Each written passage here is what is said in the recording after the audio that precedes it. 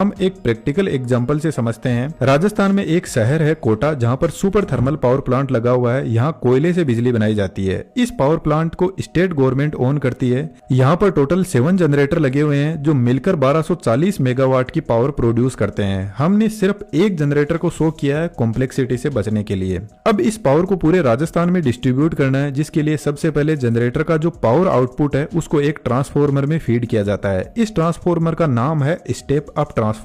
Basically generator 11,000 या 15,000 voltage का output देता है और इसको ट्रांसफॉर्मर की हेल्प से 4 लाख वोल्टेज तक स्टेप अप किया जाता है। मोस्ट इंपोर्टेंट बात, स्टेप अप ट्रांसफॉर्मर सिर्फ जनरेटिंग स्टेशन पर ही अवेलेबल होता है। इसके बाद सभी स्टेप डाउन ट्रांसफॉर्मर होते हैं। ट्रांसफॉर्मर के आउटपुट को इस स्विच यार्ड में भेजा जाता है। इसकी वर्किंग हम आगे डिटेल से समझेंगे, लेकिन बेसिकली स्विच यार्ड का काम यह होता है कि यह मल्टीपल फीडर आउटपुट में देता है। जैसे यहाँ पर मल्टीपल टावर लगे हुए हैं और यह सभी टावर राजस्थान के अलग अलग डिस्ट्रिक्ट तक पावर लेकर जाते हैं।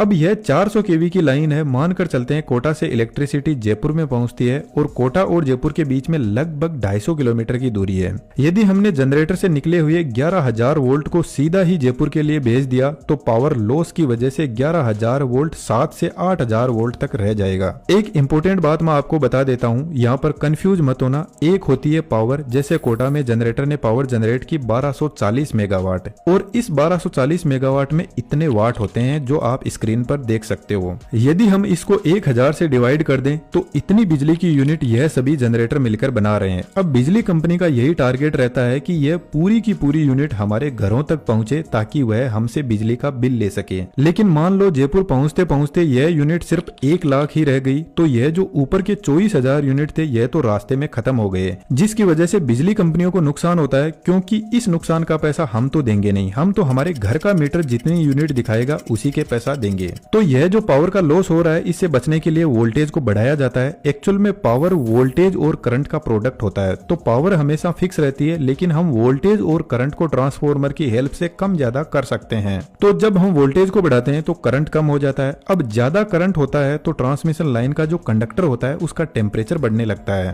और वह गर्म होने लगता है, जिससे हमारी जो पावर थी वह हीट एनर्जी में बदल जाती है और रास्ते में लॉस हो जाती है। तो जैसे ही ट्रांसफॉर्मर वोल्टेज को बढ़ाने लगता है तो उसी के रेस्पेक्ट में करंट कम होता जाता है, जिससे कंडक्टर का टेम्परेचर ज्यादा नहीं बढ़ेगा। और सबसे इंपॉर्टेंट बात, जब करंट कम होता है तो कम करंट को हम पतले वायर से भी फ्लो करवा सकते हैं, जिससे ट्रांसमिशन लाइन की कॉस्ट भी कम होती है। जब यह 400 केवी की लाइन जयपुर पहुंचती है तो इस वोल्टेज को धीरे धीरे डाउन लाने की प्रोसेस स्टार्ट की जाती है, जिसका काम यह स्विच यार्ड करते हैं। इस स्विच यार्ड में जैसे 3 इनकमिंग लाइन आ रही है, इन तीनों लाइन में से 2 कोटा से आ रही है और एक मान के